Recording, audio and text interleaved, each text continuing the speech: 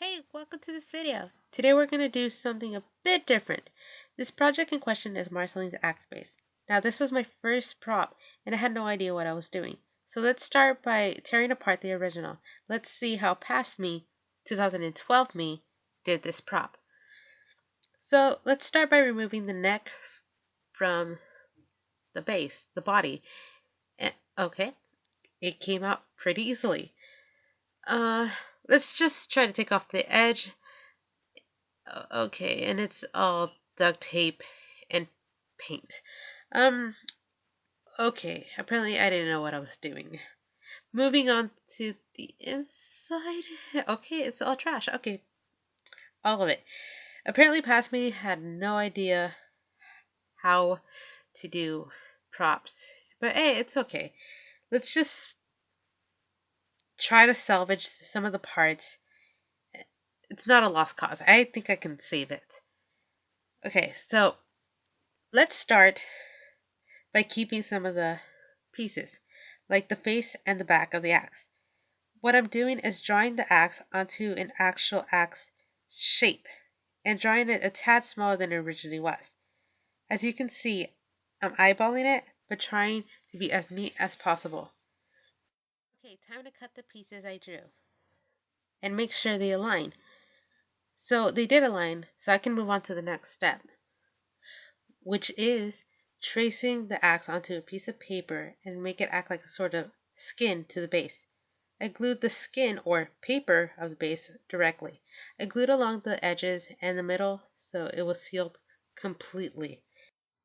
And the next thing, I made this, let me show you this piece to hold the axe apart.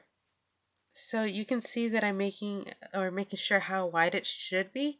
So I can just cut it out and then just glue it so that way it can stay its shape. Okay, so now that we cut it out, I'm just making sure that it will fit, and it does. So I'm going to put a similar skin onto this piece as well, just so it can blend in with the rest of it, and then I'll glue it. And once that skin is in place, I can now glue it onto the axe base itself. Alright. Okay, now I'll go back just a bit and show you how I did the blade edges. So I got a thin cardboard, obviously this beer box, and began to trace on the edge on the cardboard on there. I estimated how wide and how long the edge should be. Once done, I used the first cutout to trace out 3 more edges. They all have to be exactly the same so the edges can meet when I'm gluing. Next, we glue. I'm gluing the edge together with the glue and only the edge, so I can just slide it right in. Once in place, I can give the ends of the axe edge down. Just make sure that to trim the excess cardboard off the edges. So what I'm going to be doing is gluing the neck of the base into the guitar itself. So let's just glue that right in there. Now let's put that aside, and the next step is to keep the neck in place. So I made this piece, it does align to the top. I'm just going to cut the piece here so I can just slip it right through the neck of the axe. And once I finish cutting it, I'll put a skin on like the rest of it, then glue the skin in place, and once the piece is ready to go, I'll slide the piece where it belongs. And this is what it looks like with the bottom in place. Now let's move on to the top. This is the head of the base. As you can see, I marked it. That's where I'll be cutting it. Since the axe has become smaller in size, the head has to become smaller too. So it could be in proportion with the rest of the body. Once I finish cutting all the rest, I'm going to have to put a skin over the parts that make up the head. So let's glue this real quickly and trim off some of the pieces so it can be even. Once I'm done with that, I'll glue the piece onto the neck where it belongs, like so. Have to make sure it fits on correctly, and whatever I do to one side, I must do to the other. So let's turn it over the axe and glue it down. Alrighty. So, these are little pieces that I made. They will act as a binder, almost like a cover to hide everything that's going on inside the head. So this is what it looks like, all glued on. It looks very nice. Let me show you the head real quickly. It covers everything. That was the goal. Obviously, I'm not done. I'll have to fix this, and I'll do it off camera though. The next part is very important. Mosh Podge. Yes, the entire thing. This is so the paint doesn't make the paper all bumpy. And now, the paint. This is where the prop starts showing life. So if you're wondering why I made a cross on it, it's easier to paint in small sections rather than the whole surface at once.